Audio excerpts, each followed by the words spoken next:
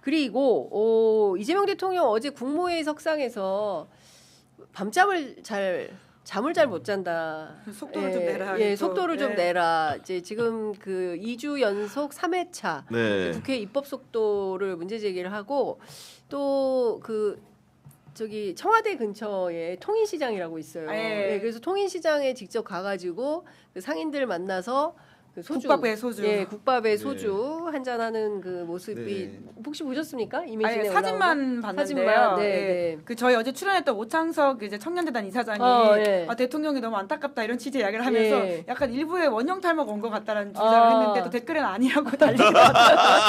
그래서 제가 사진을 좀 자세히 봐야 될 것 같긴 한데 여튼 최근에 이제 대통령을 지지하시는 분들 입장에서는 굉장히 대통령이 엄청 애쓰고 있다라고 하는 마음을 투영해서 이야기하신 것 같다고 생각했습니다. 그러니까 지금 그 밤잠이 안 올 정도로 지금 일종의 강박 같은 게 있는 거예요. 왜냐하면 내란으로 들어와 봤더니 무덤 같더라라고 했잖아요. 그러니까 아무것도 없는 데서 뭐라도 지금 만들어서 정상화 과정에 있는 거고 여기에서 우리가 저력이 있기 때문에 조금만 정치가 잘해주면 지금보다 훨씬 더 빛나는 성과를 내고 다른 거 다 떠나서 AI 3대 강국 그렇죠. 그리고 전체 세계 우리가 우리 서로 막 비하고 있지만 OECD 11대도 아니에요. 그러니까 사실상 G8 심리적 G7 원래 G7 윤석열 정부 때 그런 적이 있었는데 정말 많이 올라와서 많이 올라와 있고 그리고 그 청와대 고위 참모는 아니다 우리가 한 5, 6위권 된다 이렇게까지 평가를 하세요. 그러니까 그렇기 때문에 엄청난 선진국이고 이것은 타 국민들의 민주주의 역량이 만들어낸 성과다. 빛의 혁명이 만들어낸 성과인 거죠. 그러니까 할 일은 많은데 지금 뭐 하냐? 그래서 눈물을 글썽였다. 그래서 눈물을 그거는 이제 제가 고위 참모랑 이제 저녁을 하는 자리였는데 대통령 요새 많이 외로우시다 라면서 울더라고요. 그래서 저도 깜짝 놀랐어요. 그러니까 지금 보면 이런 거죠.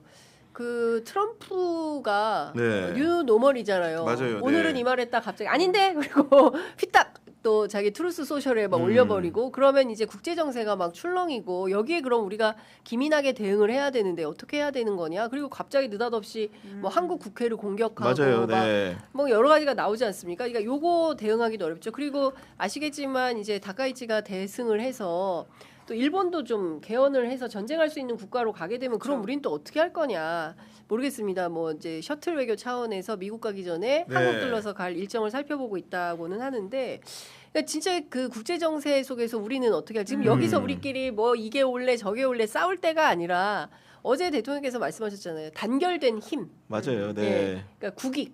그죠? 국익을 최우선으로 하는 단결된 힘을 어떻게 만들 거냐. 이제 이것 때문에 잠이 안 오는데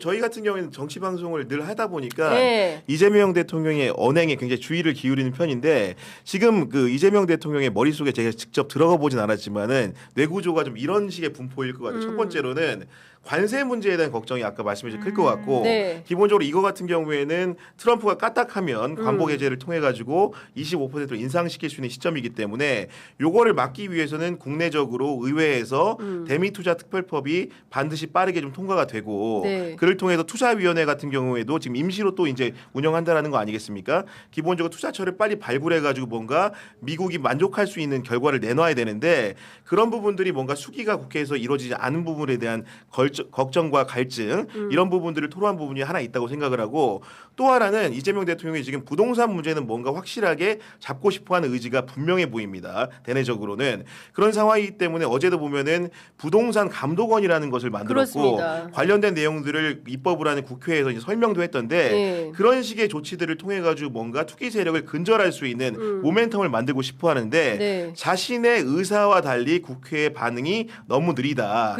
이런 얘기도 그 중에 하나로 한 것 같고 거기에 더해가지고 이제 또 내란 문제 같은 경우 내가 이런 것까지 신경을 써야 되느냐 이미 사실 특검으로 넘어갔고 상당 부분 수사기관이 수사를 열심히 하고 있음에도 불구하고 가장 기본이 될 수 있는 국회에 와서 위증한 문제들 이런 부분들에 대해 가지고 제대로 된 수사라든가 기소 절차가 이루어지지 않다 보니까 이런 것까지 이제 강조점을 두면서 다시 한번 입법부가 권위를 획득하기 위해서는 수사기관에서 위증의 벌을 강력하게 물어야 된다 이런 얘기를 하면서 안팎의 문제들을 뭔가 조합하는 방식으로 본인 자체가 강조하는 과정에서 이렇게 밤잠을 설친다라는 결과물로 나오는 게 아닌가 싶은데 이런 부분들 정말로 이재명 정부가 1년도 안 되지 않았습니까? 성공을 위해서는 정부 여당의 협력은 기본이고요. 야당 같은 경우에도 필요한 부분이 있다면은 적극적으로 뭔가 함께 가야 될 것 같습니다. 네. 그러니까 내란 속의 윤석열 어땠습니까? 그냥 뭐 소주 박스가 그 관저로 올라갔고 밤새 술 마시고 전용기에도 술병을 싣고 다니고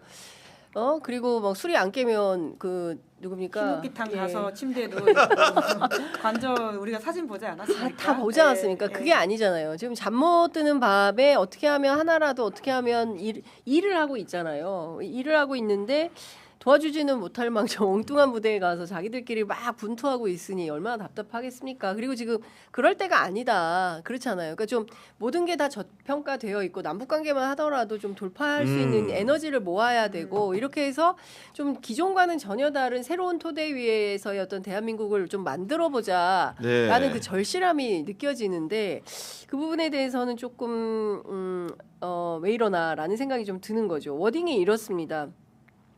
개혁이라는 게 사실 참 어렵습니다. 제가 잠을 설치는 이유도 지금 임기 초의 1시간과 중후반 1시간의 가치가 완전히 다르기 때문에 그렇습니다. 지금의 가치가 가장 큽니다. 다들 열심히 하고 계시는데 조금 더 잘하자는 말이다라는 겁니다.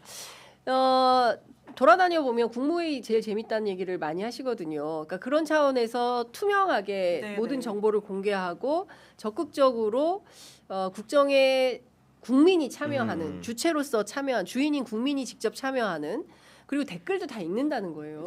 그런 측면에서 보면 조금 더 역할을 좀 해줄 필요가 있는데